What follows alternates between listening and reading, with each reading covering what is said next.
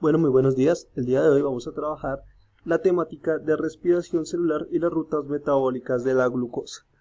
Entonces, como nosotros hemos visto en clases anteriores, observamos cómo la glucosa, como tal los azúcares en general, ingresan al organismo y a partir de allí empieza a generar una serie de reacciones que nosotros denominamos la glucólisis, que buscan finalmente la producción de energía en forma de moléculas de ATP.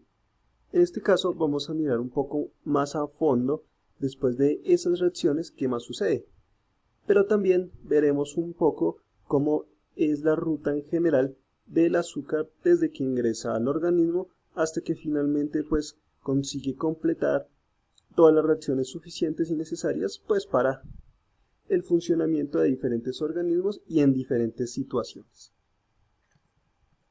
Entonces vamos a comenzar.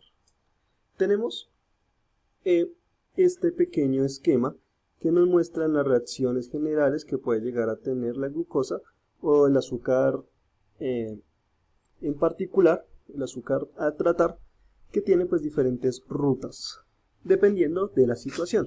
Entonces acá observamos cómo al comienzo ingresa la glucosa y a partir de la glucólisis que se produce en el citosol se genera ácido pirúvico, que es lo que nosotros también denominamos como piruvato.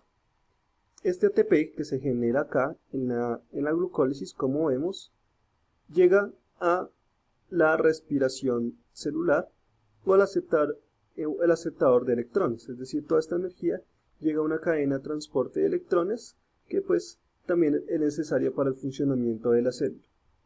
Por otro lado, ese piruvato que se generó en la glucólisis puede tener dos rutas diferentes. Puede tener una ruta con oxígeno o una ruta sin oxígeno.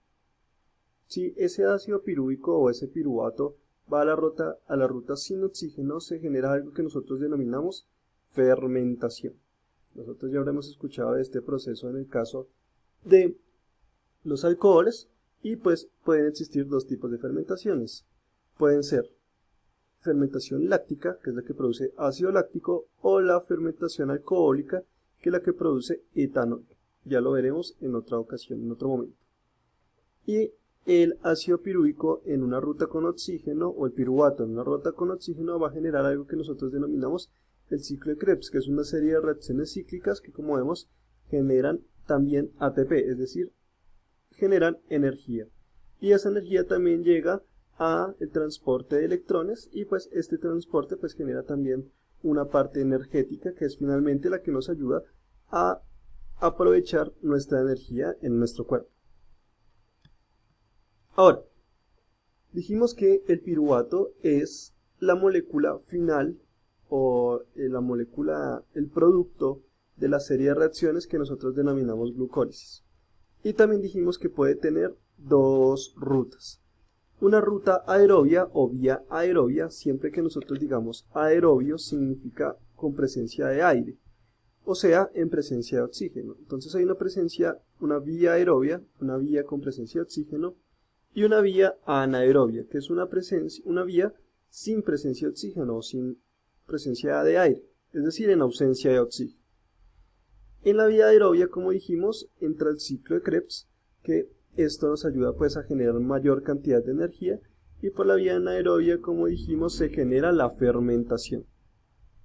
Como nosotros veremos, por ejemplo, cuando se realiza licores, en la vida real siempre se suele colocar el fermento o lo que se busca fermentar en barriles al vacío o bajo la tierra, debido precisamente a que la fermentación se da en ausencia de aire, buscando que ingrese la menor cantidad de oxígeno posible, y así durante unos meses la fermentación se irá generando hasta generar pues finalmente licor o alcohol, normalmente siempre etanol.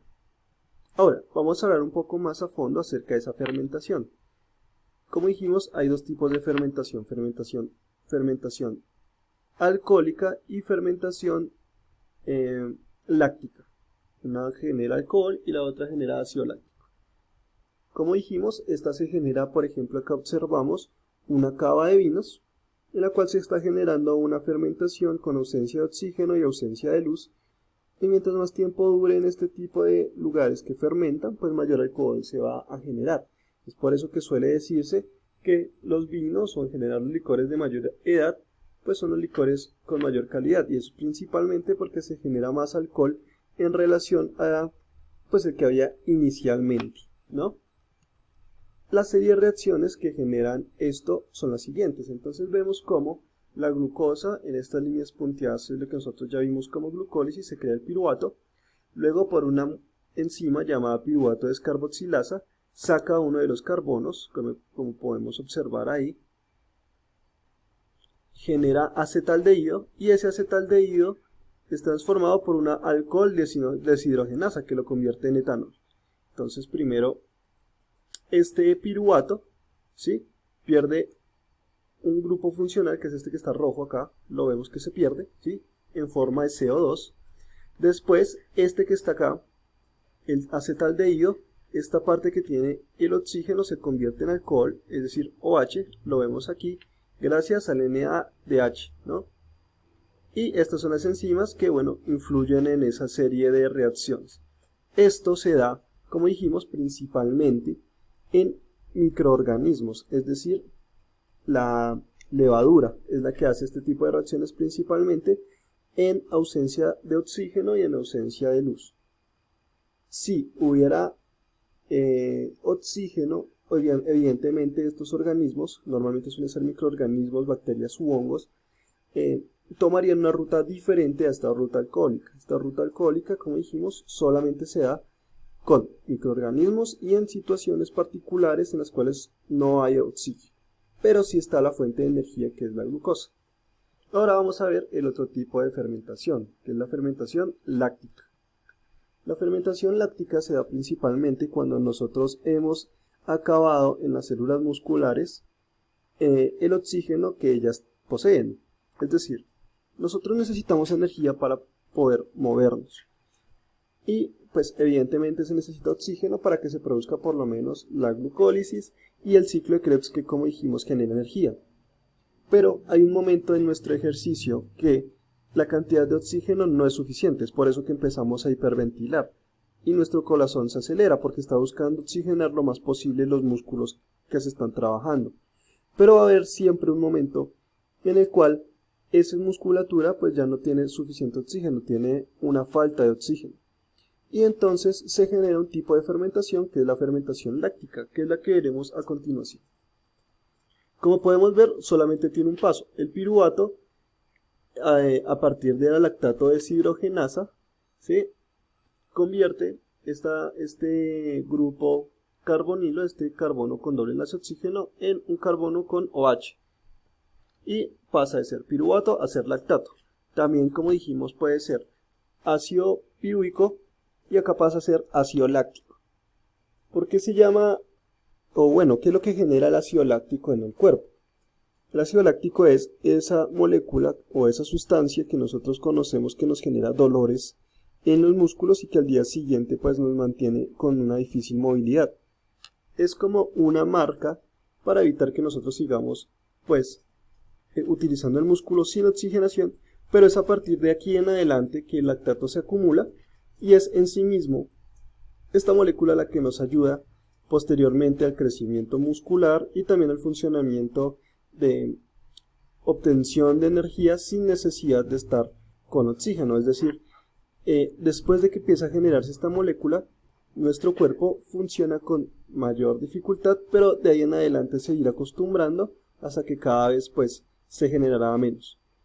Recordemos que también pues este lactato se va diluyendo en el cuerpo, se esparce en el cuerpo si nosotros estiramos, es decir, si solamente hacemos ejercicio y los músculos van a producir lactato, si no estiramos el lactato se mantendrá en un punto localizado, mientras que si estiramos el lactato pues se esparcirá a todas las regiones cercanas del músculo y eso evitará dolores musculares en otros momentos.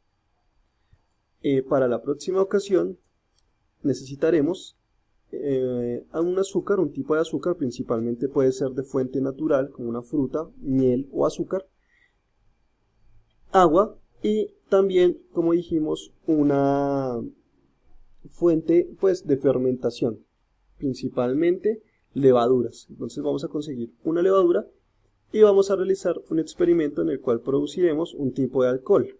Yo lo realizaré con miel, ustedes pueden realizarlo con el azúcar de su preferencia y realizaremos pues un licor que se demora un par de meses, pero lo realizaremos para determinar y para establecer pues esta fermentación alcohólica, ¿no?, de forma experimental. La evaluación de esta información que hemos dado el día de hoy la haremos a partir de una evaluación que pueden observar en el blog. Bueno, espero que hayan aprendido, que les haya gustado y nos vemos en una próxima oportunidad. Muchas gracias.